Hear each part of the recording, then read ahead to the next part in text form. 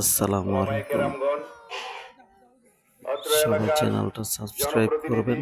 আমার জানা মতে সমাজকর্মী, রাজনীতিক নারায়ণগঞ্জে ব্যক্তিত্ব, এলাকাবাসীর সরকারি উদ্যোগে চাকরিজীবী, সবচেয়ে বড় আইনজীবী, চিকিৎসক, ঈদের সর্বোপরি জামাত আল্লাহর প্রিয় বান্দা, অথবা যারা আমরা বলতে আজকে পারেন ঈদগাহ, আল্লাহর সবচেয়ে বড় সন্তুষ্টির জন্য ঈদগাহ হচ্ছে কোরবানির এই নিয়ত করে ঈদগাহ, যা পবিত্র এলাকার এই ঈদুল আজহার জনগণ জামাত মিলে আমরা একত্রিত হয়ে তৈরি করেছেন। এখানে জামাতে সবচেয়ে বড় অংশগ্রহণের জন্য ঈদগাহ নারায়ণগঞ্জের এসেছি। মধ্যে অনেকে সবচেয়ে আসতেছি, বড় ঈদগাহ। অনেকে রাস্তায় আছেন, সকলের প্রতি রইল শুভেচ্ছা ও সালাম।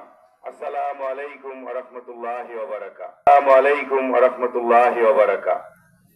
সবাইকে জানাই পবিত্র ঈদুল আজহার শুভেচ্ছা। ঈদ মোবারক, ঈদ মোবারক, ঈদ মোবারক। আপনারা ইতিমধ্যেই আমাদের কমিটির দু একজনের বক্তব্য শুনেছেন, শুনে থাকেন চিরাচরিতভাবে।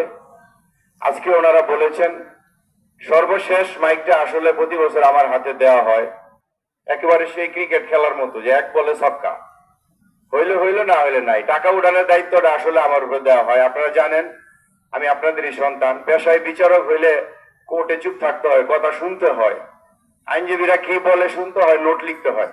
আর এখানে হইলো বিপরীত দায়িত্ব, কথা বলতে হয়, মানুষের পকেটের কাছ থেকে টাকা আদায় করতে হয়। আপনারা আল্লাহ তাআলার উদ্দেশ্যে টাকা দেন। তো আজকে সবচেয়ে বেশি আমরা খুশি, আমরা বিগত 1 মাস যাবত সবাই সন্দিহান ছিলাম যে নামাজ পড়তে পারবো কিনা।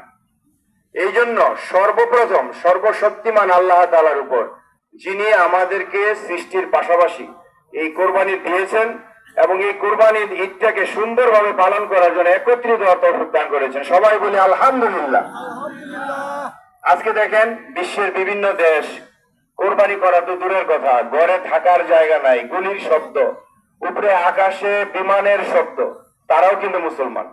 যেখানে ইসলামের জন্ম হয়েছে, যেখানে আমাদের ইসলামের পিতা হযরত ইব্রাহিম আলাইহিস সালামের জন্ম, তার ছেলে সন্তানরা যেখানে ইসলাম প্রচার করছে, সেই জেরুজালেম আজকে রক্তাক্ত। আর আমরা আমরা আল্লাহ তাআলার অশেষ মেহেরবানিতে 71 সালে স্বাধীন পাওয়ার পর আমাদের দেশ বহিঃশত্রু আক্রমণ হয় নাই। আমাদের এই ভয় নাই গেলেই অথবা আকাশ থেকে গুলির শব্দ আসবে। আমরা সেই হিসেবে কত সৌভাগ্যবান বাংলাদেশের মানুষ। আর এলাকা হিসেবে যদি বলি, অত্র এলাকায় রাজনীতিক বলেন, অর্থনৈতিক বলেন, সামাজিক বন্ধন বলেন, আমরা সবচেয়ে ভালো আছি আলহামদুলিল্লাহ। এই জন্য আল্লাহর কাছে শুকরিয়া।